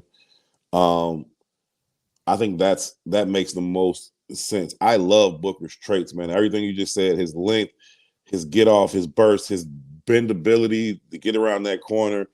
He's got that good spin move. But it's still going to take a second. Wait till he gets to Washington, bro. Wait, and this is the thing that people are forgetting. And this is why I say it all the God-blessed time, man. And people, no. Coaching matters. He's going to be with Coach Washington, man. And this is a dude who is a well-respected defensive line coach. He's going to get it out of him. You're going to put some weight on, get some moves, get some technique. I really like that pick. No, that's a really nice canvas to paint with if you're a coach, man. You see that kid, like, just raw, but he's long, he's lean, he's got a frame that could still add another 25 pounds to him. If he can do that and keep that burst, then he's exciting, man. I think he's a piece that he reminds me a lot of like Mark Anderson, man. And that's what I was asking, you know what I mean? He reminds me a lot of Mark Anderson. Just that wiry frame, that ability to just come in and rush the passer, right? I'm not saying he's going to get 10 and a half sacks, whoever Mark Anderson had that year, but he's got that kind of ability. That being said, I still would like to use him more rotationally, not like, yeah, you always in on third down for sure. I don't know that about him yet. You know what I mean? I think the Dominique Robinson experiment is probably about over. And yeah, I just think they need another proven piece right there to make sure that you can if either take some of the double teams off Montez or at least take advantage of the double teams that he does get, right? And I'm not sure that you have that right now. So for me, I still want to see another proven guy who can come in that third down. Remember, listen, a year ago when they signed Yannick, it's a completely different situation. You were signing him to come in and be that dude. Now you ain't asking him to be that dude. I just need you to be a dude specifically on like third down. Come in and be the guy opposite Montez. You kick DeMarcus inside. You leave Gervon Dexter or Zach Pickens in there, and obviously Montez Sweat is in there. Now you can start to, bring some timely pressures with TJ or Kyler or Jaquan, and this defense could be scary, man. You got to figure that out. But I just think you need another guy in that rotation. Now, if the kid comes in, hopefully the kid comes in, talking about Booker, and he shows some signs of life early, and he's, winning those one-on-ones with, Darnell and Braxton, you start to see like, hold on, wait a minute now, maybe he's a little bit more advanced than he thought. And that's cool, but I still think you need another dude, and the more the better, man. So, go get Yannick, sign him up, make sure he's healthy, bring him along slowly, not asking for too much from him, just come in and win on third downs. That would be ideal for me, and then you can work that kid in, at his own pace. I don't want to come in the season dependent upon him being what we hope he is. We need you to get 6, 8, 10 sacks. Yeah, don't do that to that kid. Yeah. Guys, we're joined by Herb Howard, who covers the Bears for the Bigs. We're talking Bears football here on Shawn and Maya in the morning on Sports Zone Chicago. Yeah, he's got that dip. When I dip, you dip, we dip. You got that post. And then he's got long, that. Man. Yeah, dude, his arms are real long, dude. So he know he's 240, like that. so he makes sure them 330 pounders can't get in on him. Like, just back up, stay over there. Like, if he gets to 255, 265, somewhere in there, yeah, with that first problem. Man, like I said, the coaching that he's going to get with Coach Washington is one that I'm really excited about. It's gonna really, you talk about multipliers in Montez Sweat. Coach Washington's a multiplier because he's going to get the best, and he has gotten it, and that's why I'm assuming that has gotten the best out of his players. Man, imagine him getting the best out of Gervon Dexter. Imagine him getting more out of Andrew Bill and bringing Montez. And Montez. Come on, man. Now you got a Mickey Ficky problem, bro. You got a real Mickey Ficky problem with those dogs on the corner with JJ and Reek. Listen, if the time, like, if you start forcing that ball out quick, or late, or late, right? But if it gets to the point where those DBs know that ball coming out, all this double move shit, he don't got time for it because them dudes is on his head. So when I see the break, I break, and you're gonna get Jalen, and Tyreek is already aggressive. Tyreek is crazy aggressive anyway. So I'll always be worried about Tyreek getting beat on double moves because he's so damn aggressive. But if it gets to the point where he know that ball coming out, he gonna jump on some stuff. Kyler gonna be jumping on stuff. The linebackers got good hands. The tip balls, the overthrows, like, it's gonna be turnover central, man. It's exciting to think about, man. The potential for that defense is almost limitless, man. You gotta get Booker was 252 at Pro Day. Really? He had gained that much. So he shoved the Green Bay Packer first rounder into the QB. I was like, yeah. I'm coming with that smoke, Green Bay. I'm still all about this defense, and it was fun listening to Jalen Johnson had an interview on the radio, and he was just talking about the competition in practice and how he can't wait to get to it. Like, we still the best unit on this team. Like, that type of competition is going to be so good, man, to see, him one-on-one with DJ, Keenan, getting Rome together. He's like, I can be a great resource for Rome because I can show him what he's doing right or wrong from the corner's perspective. He's like, Keenan and DJ going to teach him from the receiver perspective. I'm going to teach him from the corner perspective. And he's like, he going to benefit. I'm one of the best corners in the league. He going to be in practice with me every day. You know what I mean? If you can have good practice with me out here, the game going to be easy for you. So I just think the way they're going to be able to sharpen each other up on both sides of the ball is it's exciting, man. It really, really is. Iron sharpens iron, man. And you know what? And I think the thing that's got me excited about it is the excitement of the players.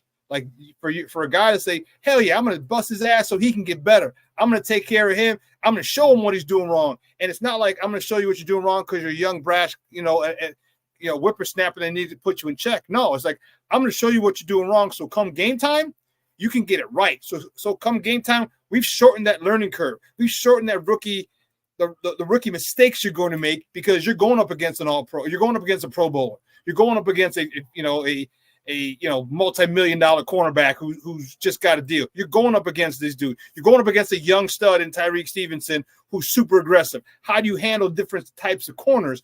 And the fact that they can't wait to get their hands on him. And I don't mean that in a bad way. I mean to mold them. Like, here's what we do. So here's what you have to do when you come up against guys like us or guys like me or guys like Reek. And that is the definition of a team.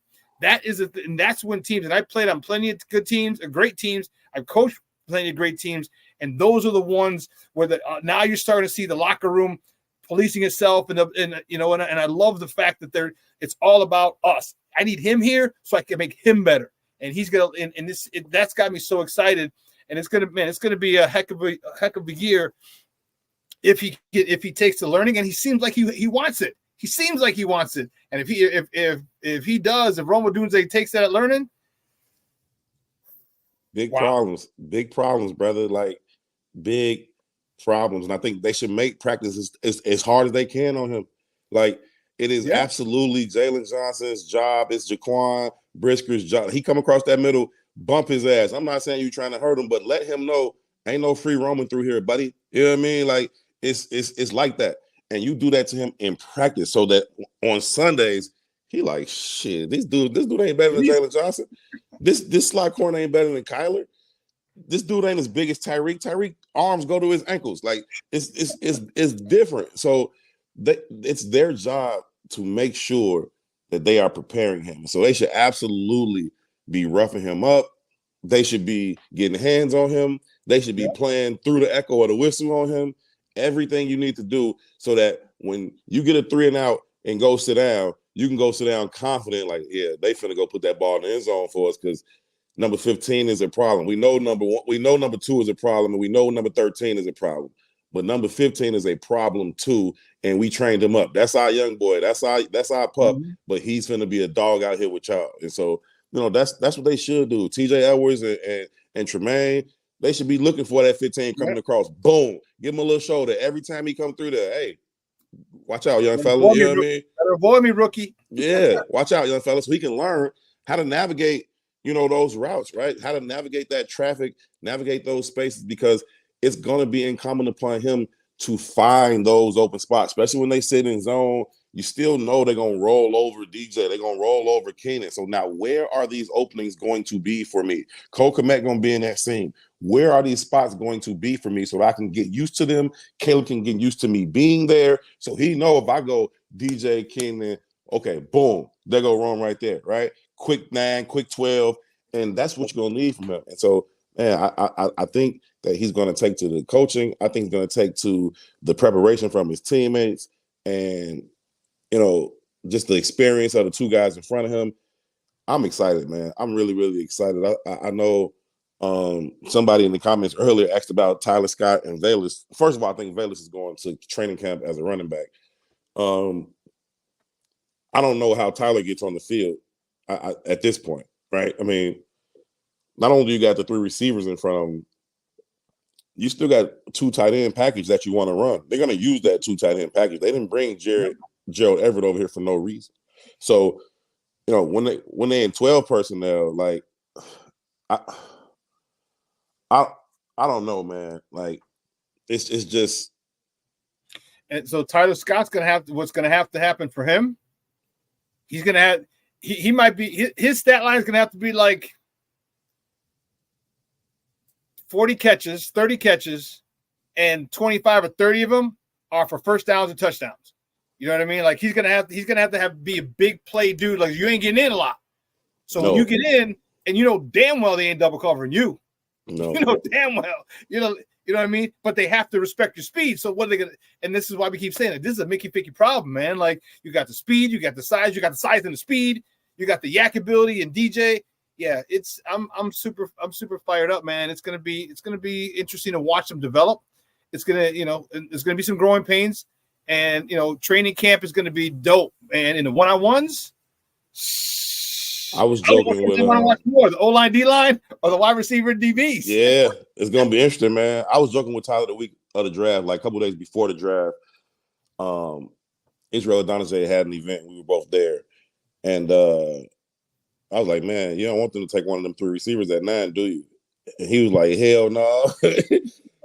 But he was like, but it's cool if they do, man. The more the better, it'll be good competition. So he wasn't really tripping, but he was like, hell no, I don't want them to take one of them receivers at 9. And I understood that, but I also knew they probably were going to. And I think he did too. So, hopefully it's just a little bit of motivation for him. But also, there's gonna be some times where guys gonna need a spell, guys gonna need a blow. And he can come in that 3 receiver set, or they run some 4 receiver sets and see what's going on with that. So he'll get some opportunities. I don't think he'll get a lot, but yeah, I'm just saying that's how tough it's going to be to get on the field for this team. That's how tough it's going to be to make this roster, right? I asked Ryan Poles last week or something, how many spots does he think are already solidified coming into camp? Yeah, Everett might have a career year, for real. How many spots does he think are already solidified going into camp? Because, go back 2 years ago when he first got here and they started to tear this thing down, it was anybody can make the team. Who knows, right? They had like 12 wide receivers that thought they could be, one of the top 2 receivers. It's like now everything is pretty much solidified. And you every year going to camp, you hear coaches and GMs talk about, oh, it's going to be a lot of competition. And sometimes when you hear that, a lot of competition, what they're really saying is we don't have any top-end talent, right? So it's wide open for everybody.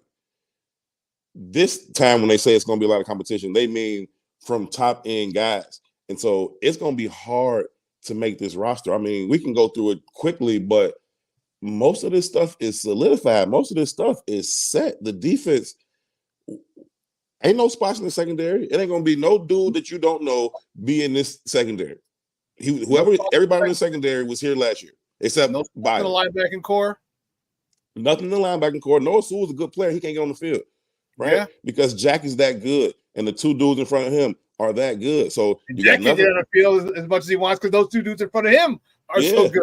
Yeah. So like linebacker set, secondary set, and I mean the backup guys. I mean the Josh Blackwells, the Jalen Joneses of the world, the Isaiah Hicks, like those dudes. You're not coming to take their spot either. Believe that. So the secondary set, linebacker set. We already talked about the defensive line. Maybe they get an addition from a vet, but even still, that's pretty much set. Offensive line, pretty much set. We know who the 5 guys they want to start are. They brought in the interior depth. I keep blanking on the dude from the Rams. What's his name? Carlton Shelton. Yeah, they got him. Shelton. They got him. He gonna be backup interior depth for you. You still got Jatari Carter. You got Kieran Amagaji to come in. He may compete as that swing tackle. You got Larry Bork. So that all of this stuff is set. You know what your tight end room is looking like. Wide receiver don't even come in this room. I don't even know what you're talking about. Like, you know what I mean? So you're just a camp body. You ain't gonna be here for a cup of coffee. That's it. Like I would bet you we could probably get to 50 guys, right? That we know are going to make this team right now. And so, trying to be those last couple guys on the roster, it's going to be tough, man. It's going to be some fights. It's going to be like those last couple dudes that make the team. They either going to be very unique pieces that they got a specific plan for, or they're going to be some surprise dogs that's like, oh, he all right. You know what I mean? Yeah. They better start snuggling up with Coach Hightower right now. Like, hey, Coach, let me run down on kickoff. Let me protect on punt. Like, let me do something because it ain't a whole lot of spots open for cats right now. Yeah. Have you had a chance to look at some of the UDFAs? Not really. I haven't taken a deep dive into them because of what I'm saying right now. Right? Like, so you usually like, oh, let me see if we found a little hidden gem somewhere who might can come help. And that's because we've always lacked depth. And so we hoping that some undrafted guy's gonna come in and save the day for us. We don't really need it. Like, hopefully, I mean, it'd be nice. I mean, I know they got the receiver. What's the dude that's cool with Caleb Johnson?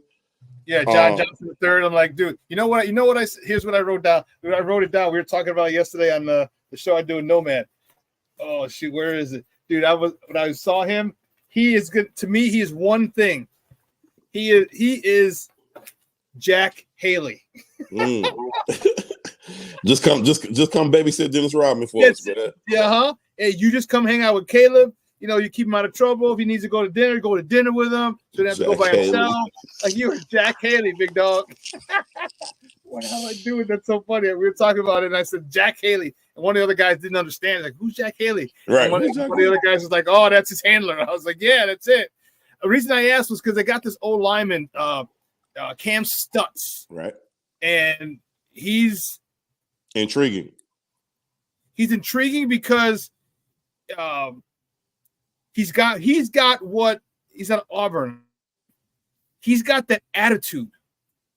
He's got the Tevinjenkins and the Darnell Wright attitude where you're like, dude, you don't got to put him in a third row. Just the sidelines is fine. These ones want to put him in you know what I mean? Keep taking him back to the sideline. It's okay. Just get to the sideline, not the stand. Got that attitude. And I think that's what Ryan Poles, obviously being a former offensive lineman, like that is priceless. You can't teach that for a guy. You can't. And that pedigree, that SEC. I'd much rather have a guy that you have to reel back than try. And he's one of those dudes that, he's that dude, like, I'm going to bury you. Like, and take a look at him and just watch. Like, he might be another dude who might make the squad. And I don't know if and because of his attitude, like they might not want to put him on the practice squad.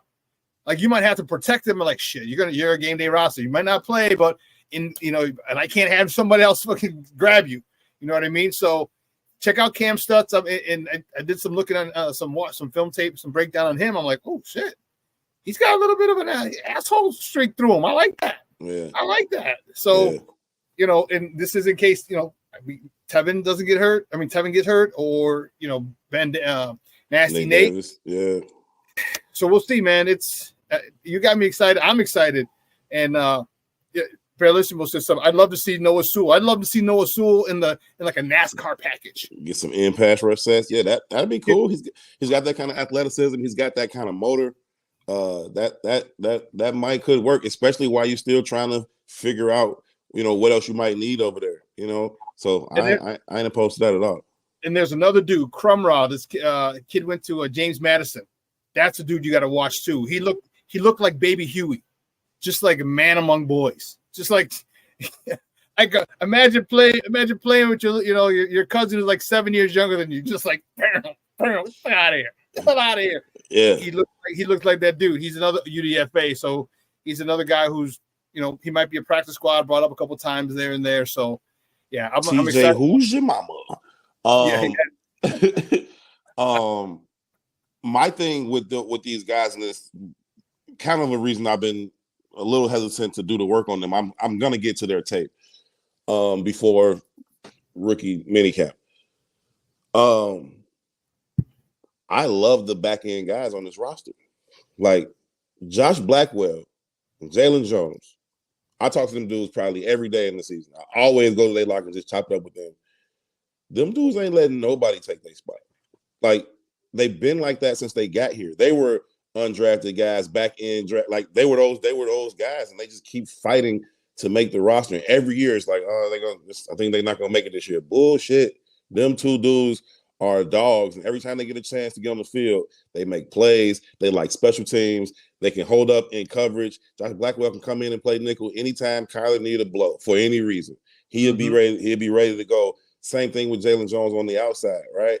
You still got Smitty. He got a lot of experience at corner last year. Terrell Smith. Like, it's not that I don't root for these undrafted guys. I just don't see. I don't know where the room is. Right? You talked about the kid from Auburn, Stutz. I like Jatari Carter. Right? Yeah, I think you got to beat out him, and Jatari's super athletic. I think he still pushes, Nate and Tevin, because I don't have no problem anytime I see Jatari on the field. None. I don't have no problem with him being on the field at all. So it's just what they got to get past to, get on the field, get on the roster. If any of those guys I just named on the back end of this roster were coming out of college right now, they'd all get drafted, So I don't know the path for these young dudes to jump over them. And that's my thing about this class, and that's a good thing, right? That's a very, very good thing. There are going to be some good players that get cut this year, which is nice for a change. Usually, you get cut from the Bears training camp, you're done in the league. That's it. Now you're going to pop up with the Argonauts or something like that. Or the Rock and the UFL. Yeah, like you're gonna pop up somewhere else and try to continue your career that way. But now, the people that get cut from this roster have a really good chance of getting signed to somebody else's roster, because that's where they are in the process now. So, that's all I mean about the competition on the back end, because it's just not. We just said we can probably name 50 dudes that's going to make this team. It just ain't that many spots left after that, and it's going to be a tough road for those undrafted free agent guys. But hopefully they come in and compete. Hopefully they come in and push guys. Hopefully they get guys on their game. And so if it happens, it's going to be because they've really showed something. They're going to be really good players that can contribute to this roster early. So I'm rooting for it if it happens, because that means they're really, really good, because the guys that are behind the starters right now, the 2s and the 3s right now, are some pretty good football players. Man, he's Herb Howard, and he covers the Bears for the Bigs. Man, as always, my friend, thank you so much. Great stuff. Man, you and I could talk football for hours, bro. I know, like we done? Damn it. Let everybody know where they can find you and your work online. You can definitely find me on Twitter, man, at HerbHoward411. You can find my work for the Bigs Media on our YouTube page. You can go to our website, thebigs.us. You can follow the Bigs on Twitter at It's the Bigs. Always a pleasure to come on and chop it up with you, my brother. Thanks for having me. Man, as always, thank you, bro. I appreciate it. We'll talk soon. Hey, what are you doing for Cinco de Mayo, bro? Same thing you doing. Tacos and tequila somewhere. I hit you up, man. Come to my guy's spot. He got a nice little spot on 95th, and it's in Oak Lawn, like 95th, just west of Cicero. All right, hit me up. And they got some kick-ass DJs too. So I'm like, oh shit, okay. Hit me up. My plan was to be down in Hyde Park at Promontory. Okay. A friend of mine, she Taylor's Tacos. Her restaurant's gonna be down there. So, but the one on Taylor Street. Yeah. Like oh, you're ripping them. Yeah. No, that's those tacos are amazing. Absolutely amazing. So yeah, but it's gonna be a beautiful day. Probably be moving around a little bit. So just hit me up. I'll hit you up. Bro. Thanks, man. Appreciate it. Appreciate you. Guys, that's Herb Howard, who covers the Bears for the Bigs. Great stuff. Hey, before I go, I want to say happy birthday to our guy. Bellissimo tomorrow is the birthday of his twin sons. Happy birthday to those guys. It's always good, man. Another year around the sun. Bellissimo, how old are they? I know they're not very old, but how old are they? Let me know how old your boys are. But a very happy birthday, and you're a lot closer to the birthday than we are, because it's only 11:05 here, and it's probably 7 hours ahead, I believe. But anyway, happy birthday to your boys. All right, nothing but health and wealth. All right, and make sure you get them something really, really cool that they really enjoy. All right, hey, 2 hours is come and gone, guys. We actually ran a little over, which is fine. It's okay. Want to thank Herb for coming on, talking Bear. Man, I could have Herb on every day. We love talking to Herb. And you see, we're like revived, like right there. So many different, man, it's just, we're in sync. We're in sync. So great stuff. Listen, guys, have a phenomenal weekend for everyone here at Sports Zone Chicago. Elliot Baez, our executive producer, Clarence Council, our social media guy, my guy, I co-host in absentia. I'm your boy, the Superback, Shawn Sierra. At 12:15, we have Second City Sports with Akina and Sydney. Today I will be back on at 3 o'clock with Nomad, talk with our daily Bears talk. All right, we got the Smoke. Oh, the Smoke Fellas will not be on tomorrow. They're going to be rerun. So that's it for today. And this show will replay tonight at 6. So make sure you tune in. All right, the weather's going to be nice. I tell you this most of the time, and I'll tell you again today. Be the reason somebody smiles. All right, give someone a call, give someone a compliment. Okay, nothing cheesy or dirt baggy. Like, hey, that's pretty. If you see compliment a woman, hey, you look nice today. I like your hair, something like that, and keep it moving. Just be the reason somebody smiles. There's enough hate going on in the world. Let's spread some love. All right, let's spread some love. I will see you guys at 3 o'clock, 3 o'clock Central. I'll be on Sports Zone Chicago's Roku channel. I'll be up here on my personal page on Facebook as well. And again, sports owners and the Nomaniacs who come over and become sports owners and Nomaniacs unite. And we're all one big family, and we love it. I appreciate the love. I appreciate the support. I do this because I love talking to you, and I love the fact that you love listening to me talk. Guys, I'll see you at 4 hours at 3 o'clock. All right, I got to go. As you heard earlier, hey, goodbye, Shawn. Folks, I will see you. Have a phenomenal Cinco de Mayo. Get the day drinking. 12 to 6, baby. I'm telling you, and you're done for the day. No hangover, but on Monday, you'll be straight. I love it. So for everyone here at Sports Zone Chicago, I'm your boy, the Superback, Shawn Sierra.